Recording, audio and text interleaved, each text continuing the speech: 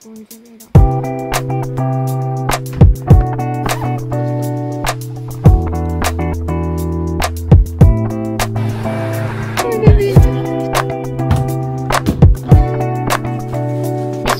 keko. Evet, ev kuşu işte. Hamba dip.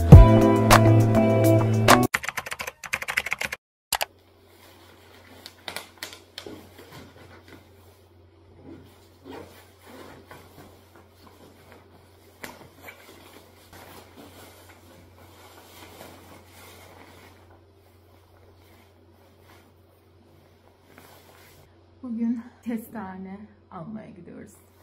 Biliyorsunuz kestane toplamayı çok seviyorum. Hazırım. Bakalım bu sene güzel kestaneler toplayabilecek miyiz? Günaydın.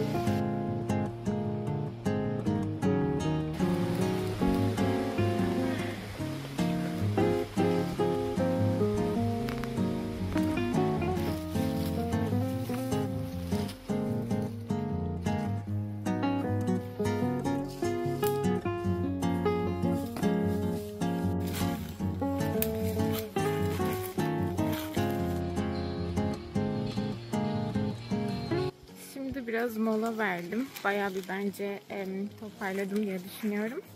Bu ikinci kez kestane toplayışım benim. Ve gerçekten bu sefer başka bir yerdeyiz ve sanki daha çok böyle büyük kestane var gibi geldi. Şurada bir tane gördüm, alacağım.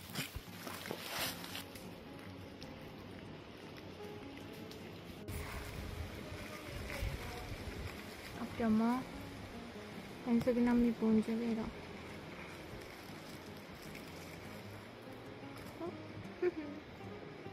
Sono buoni grandi, o no amore? Guarda.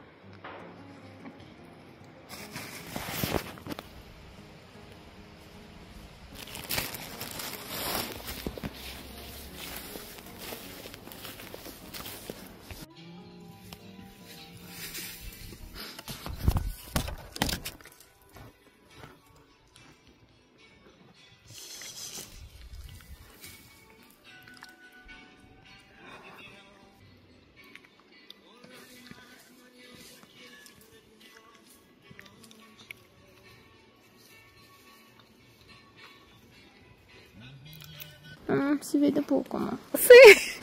Non dico che hai fatto tu, Vittoria. Grazie. Ah, pure questo.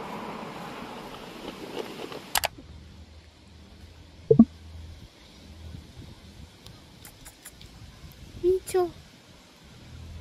Oluş.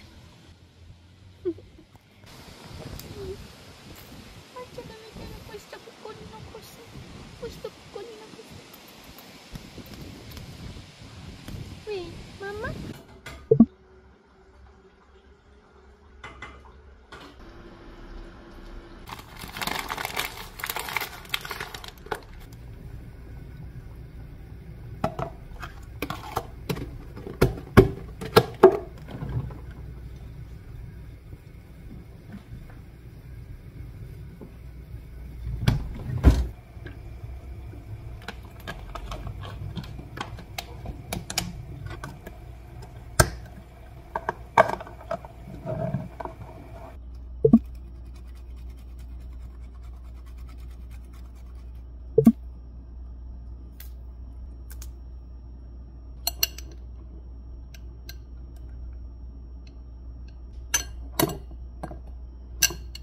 Erano più pulite.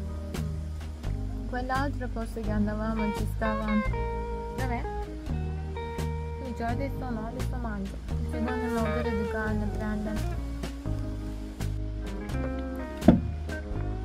Ho tanto fame, ci voleva.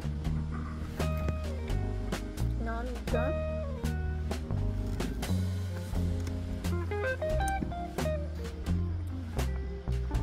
Quanto se ne andato tanto? Arkadaşımla buluşacağım, için hazırlanıyorum. Bunu son zamanlarda aldım. Size göstermek fırsatım olmadığı için böyle giymeden bir göstermiş olayım dedim. Hemen giyineceğim. Saçlarım daha tam kurumadı. Ve direkt makyaj yapacağım. Şu şekilde ince detaylı düğmeleri var. Rengi falan da çok hoş. United Colors of Benetton'ın böyle güzel bir hırkası. Bir 15 dakikaya çıkmamız gerekiyor.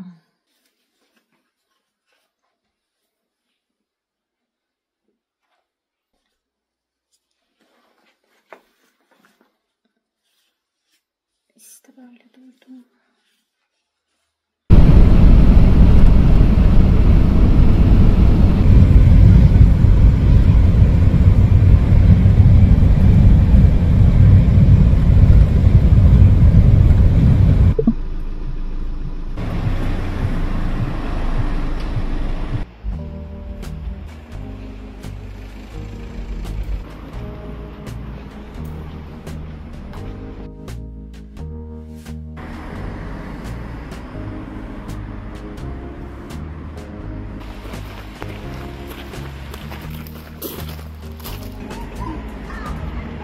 Ay.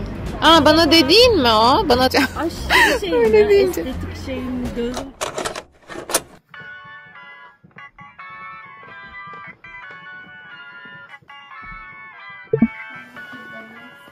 Gelmiş my casco. Let me see.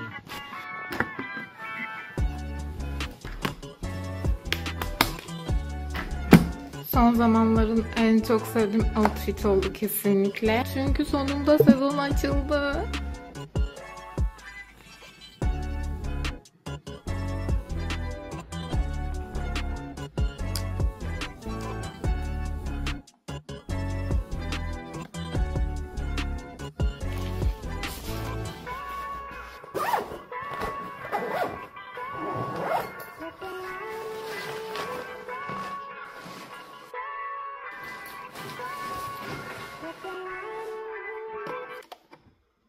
Bu aldığımız ve asla kullanmadığımız bir şey oldu. Böyle kaskı takabiliyorsunuz sonradan ama genelde motorda bırakıyoruz. Ya da eğer işte bir şeyler yiyip içeceksek gittiğimiz yerde masaya falan koyuyoruz. Pek kullanmadık yani.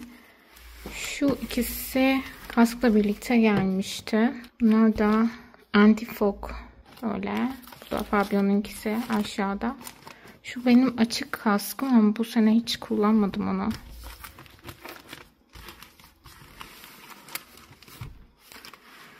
Burası sadece motor için ayrılmış bir raf aslında. Tozunu falan aldım şimdi.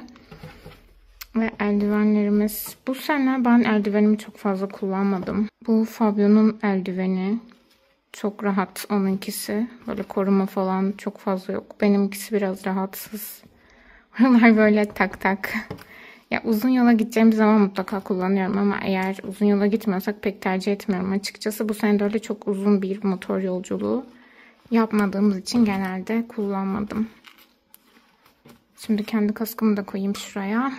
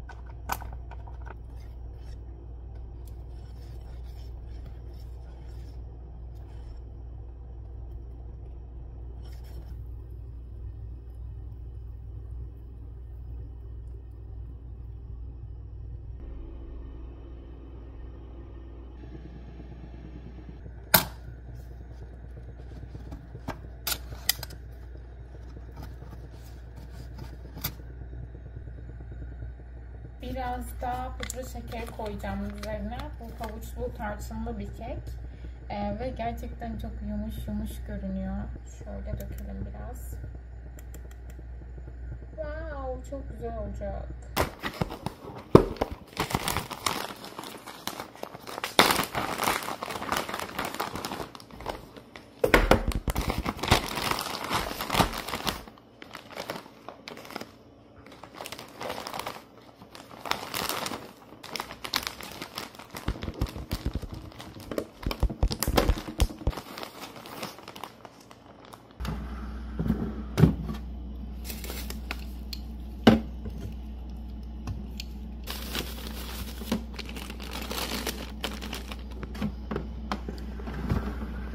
Her videoda küçük bir böyle konuşalım birlikte alanı oluşturuyorum ama galiba bu videoda öyle bir eksiklik var. O yüzden dedim ki çay saatimi sizinle birlikte yapacağım. Bu arada kekin tadına baktım. İnanılmaz olmuş gerçekten.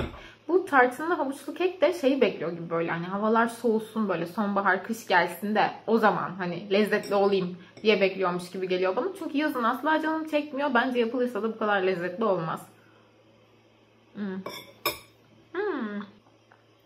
Sonbahar biraz bana kışın bak ben geleceğim artık ona göre bir hazırlık yapın falan dediği bir mevsimmiş gibi geliyor. İşte biraz böyle yediğimiz şeyleri değiştiriyoruz. Bazı şeyleri yazın yiyebileceğimiz, bulabileceğimiz şeyleri stokluyoruz. Mesela ben geçenlerde bahçedeki fesleğenleri kestim, yıkadım, güzel kavanozlayıp buzluğa attım. Birçok insan mesela domates sosu falan yapıyor. Ben onu yapmadım çünkü İtalyan bir ailem var ve onlar zaten yani bir sürü yapıyorlar. Hani bir de ben yapsam kim yiyecek modundayız. Bana zaten gönderiyorlar.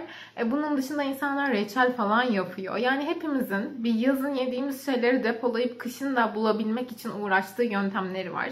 Onun dışında mesela şu ay kestane ayı. Bu ayın sonunda bitmiş olacak muhtemelen. O yüzden yani muhtemelen gelecek hafta da ben kestane için çıkmak istiyorum. Çünkü gerçekten çok seviyorum. İtalya'da böyle bir aktivite var. İnsanlar çoluk çocuk böyle toparlaşıp hani kestane aramaya gidiyor falan. Hatta bunun gibi mantar da var. Daha önce söylemiştim size kuşkonmaz da var. Bu şekilde böyle doğada insanları bulabilirsiniz. Ben bunlar arasından kestaneyi yapmayı seven bir insanım. Mantar yapamıyorum çünkü ayırt edemiyorum hangisi zehirli hangisi değil. Kuşkonmaz da zaten bizim bahçemizde var. O yüzden bunun için doğaya çıkmak istemiyorum. Ama kestane deyince akan sular duruyor ve çok keyifli bir kestane toplama geçirdik bu sene. Arkadaşlarımızla gittik yarışarak falan böyle kim daha çok toplayacak falan diye. Çok eğlenceli geçti. Muhabbet, sohbet falan güzel bir ortam vardı. O yüzden muhtemelen tekrar bir gitmeyi planlıyoruz. Umarım olur diye düşünüyorum. Ve hani sonbaharda bazı şeyleri yazın yapamayacağım ya bu sıcakta şimdi kim yapacak dediğim şeyleri yapmaya da başladım. Mesela şu sonbaharda keşfettiğim tenis oldu. Tenisi çok sevdiğimi hatta oynayabildiğimi keşfettim. Ve bu benim için gerçekten harika bir şey. Normalde hani biraz ev kuşu işte homebody falan diye tabir edilen insanlar vardır ya onlardanım. Böyle işte beni bir anda evden çıkartamazsınız. O planlanması lazım falan önceden bilmem lazım. Ama tenis için bir anda çıkabiliyorum. Bir anda bir mesaj geliyor ve hadi tenis oynayalım hava güzel denildiği zaman okey hemen hani ipek hazır. Ve bunu gerçekten yaptırabilen bana bir şey olması beni çok heyecanlandıran bir şey. Şu sıralar raket bakıyorum kendime. Hemen raket almadım. Bir iki oynayışımızda arkadaşımızın raketiyle oynadım. Çünkü onda çok fazla raket var. O da kendi raketini bulana kadar birçok raket alışverişi yapmış. Bana dedi ki hani şu an hemen seçme. Bir iki tane benden dene. Baktın hangisiyle okeysin, eşleşiyorsun. Ona göre bir alışveriş yap. Bugün hatta bakmak istiyordum ama çok vaktim olmadı. İşte koltukla falan uğraştım. Bu mevsimsel değişikliklerde hiç yapmadığım temizlikleri de yapıyorum. Mesela motorun kaskını falan kaldırdığım için o rafı falan sildim. Ya o raf 2 aydan beri falan silinmiyordu. Kapalıydı böyle yani. O tarz küçük şeyler de çıkıyor. Yani temizlik bile değişik bir hale geliyor. Mesela siz görmediğiniz zaman ben şu taş duvarı falan da sildim. Normalde yapmadığım bir temizlikti ama onu da yaptım. Yani mevsimsel temizlik, mevsimsel değişim, gelişim benim çok sevdiğim bir şey. Çünkü ben farklılık seviyorum. Yani sürekli aynı mevsimi yaşasaydık emin olun bana ya falan bıktım artık falan derdim. Bunu diyecek insanlardan bence biriyim. O yüzden seviyorum. Yani bile isteye çok güzel bir şekilde vedalaştım yazla. Artık git ya falan. Artık sıkıldık senden canım benim falan diyerek vedalaştım. Ve sonbaharda da her şeyi çok güzel kucaklamaya çalıştım. O yüzden böyle sonbahar günlükleri gibi oldu biraz. İşte böyle pikeden battaniyeye ve battaniyeden yorgana geçişim çok harika bir şeydi. O yorganı çok zevkle yıkamaya götürdüm falan. Zaten bunları da sizin için vlogladım. Galiba sonbahar günlüklerinin bu ikinci vlog oluyor. Ve bakalım bir üçüncüsü de gelir diye düşünüyorum. Gerçekten benim için keyifli geçti. Umarım siz de eğlenirken keyifli geçiyordur. Ve kendi hayatınızda da bu ritim bu şekilde sizi mutlu ediyordur bu değişim diye düşünüyorum. Hatta bana neler yaptığınızı yazabilirsiniz. Mesela sonbaharda neyi yapmaktan hoşlanıyorsunuz? Ya da yeni yapmaya başladığınız bir şey var mı? Rutinlere dönmek güzel bir şey. Okey ama bir de böyle o rutinlere yeni bir şeylerin eklenmesi oluyor. O da çok güzel bir şey oluyor. Onu da çok seviyorum. Mesela yeni bir cilt bakım ürünü almış olabilirsiniz. İşte sonbaharda yüzüm kurumaya başladı ve bunu kullanmaya başladım falan gibi. Bu da insanı mutlu ediyor. Ya bence hani küçük böyle minnoş tatlı şeylerden mutlu olabilen insanlar için mevsim değişimi bile harika bir şey diye düşünüyorum. Buradan böyle size pozitif enerji göndermiş olmak istedim bugün. Çünkü bugün gerçekten fazlasıyla bende var. Sizinle de paylaşabilirim yani. Bir fincan pozitif enerji.